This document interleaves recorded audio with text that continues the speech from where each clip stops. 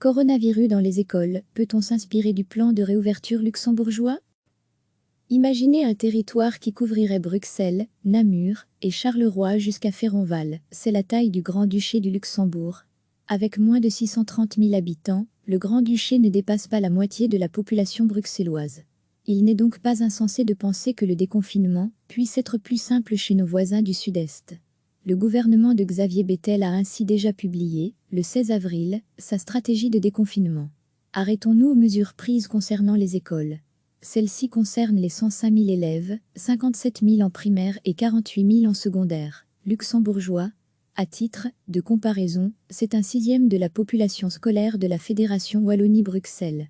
Le Luxembourg a choisi de d'abord rouvrir les lycées, équivalents de nos écoles secondaires, où les élèves de par leur maturité sont plus à même de respecter les gestes et mesures barrières pour continuer à freiner la propagation du virus. Le 4 mai, les élèves de dernière année retrouveront leurs bancs.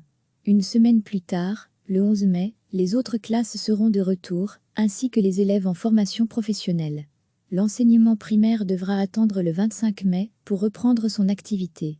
Les examens restent au programme des élèves de la dernière année du secondaire, mais pas l'équivalent du SEB.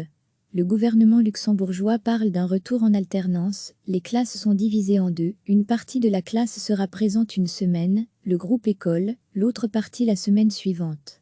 Le groupe absent, le groupe répétition, sera en révision à domicile ou dans une structure d'accueil. Le même cours sera donc donné par l'enseignement 2 semaines de suite. Cette alternance concerne le primaire, le secondaire et la formation professionnelle. Les classes coupées en deux permettront le respect de la distanciation sociale. Le Luxembourg annonce une obligation de porter un masque pour les élèves dans les transports. En classe, le port du masque est autorisé. Chaque élève recevra 2 dispositifs. Les cantines restent fermées, les récréations auront lieu en alternance, les horaires sont compressés surtout en primaire. La natation et le sport en général sont suspendus jusqu'à la fin de l'année scolaire. La situation du Grand-Duché et celle de la Belgique francophone sont incomparables. Mais le plan luxembourgeois pourrait donner quelques idées. Classes coupées en deux, fermeture des cantines, retour progressif, obligation du port du masque dans les transports, etc.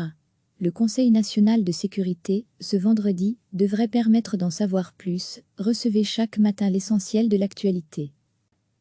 Imaginez un territoire qui couvrirait Bruxelles, Namur et Charleroi jusqu'à Féronval, c'est la taille du Grand-Duché du Luxembourg. Avec moins de 630 000 habitants, le Grand-Duché ne dépasse pas la moitié de la population bruxelloise. Il n'est donc pas insensé de penser que le déconfinement puisse être plus simple chez nos voisins du Sud-Est. Le gouvernement de Xavier Bettel a ainsi déjà publié, le 16 avril, sa stratégie de déconfinement. Arrêtons-nous aux mesures prises concernant les écoles. Celles-ci concernent les 105 000 élèves, 57 000 en primaire et 48 000 en secondaire, luxembourgeois. À titre de comparaison, c'est un sixième de la population scolaire de la Fédération Wallonie-Bruxelles. Le Luxembourg a choisi de d'abord rouvrir les lycées, équivalents de nos écoles secondaires, où les élèves de par leur maturité sont plus à même de respecter les gestes et mesures barrières pour continuer à freiner la propagation du virus. Le 4 mai, les élèves de dernière année retrouveront leurs bancs. Une semaine plus tard, le 11 mai, les autres classes seront de retour, ainsi que les élèves en formation professionnelle. L'enseignement primaire devra attendre le 25 mai pour reprendre son activité. Les examens restent au programme des élèves de la dernière année du secondaire, mais pas l'équivalent du SEB. Le gouvernement luxembourgeois parle d'un retour en alternance, les classes sont divisées en deux, une partie de la classe sera présente une semaine, le groupe école, l'autre partie la semaine suivante. Le groupe absent, le groupe répétition, sera en révision à domicile ou dans une structure d'accueil. Le même cours sera donc donné par l'enseignement 2 semaines de suite. Cette alternance concerne le primaire, le secondaire et la formation professionnelle. Les classes coupées en deux permettront le respect de la distanciation sociale. Le Luxembourg annonce une obligation de porter un masque pour les élèves dans les transports. En classe, le port du masque est autorisé. Chaque élève recevra 2 dispositifs. Les cantines restent fermées, les récréations auront lieu en alternance, les horaires sont compressés surtout en primaire. La natation et le sport en général sont suspendus jusqu'à la fin de l'année scolaire. La situation du Grand-Duché et celle de la Belgique francophone sont incomparables. Mais le plan luxembourgeois pourrait donner quelques idées. Classes coupées en deux, fermeture des cantines, retour progressif, obligation du port du masque dans les transports, etc. Le Conseil national de sécurité, ce vendredi, devrait permettre d'en savoir plus.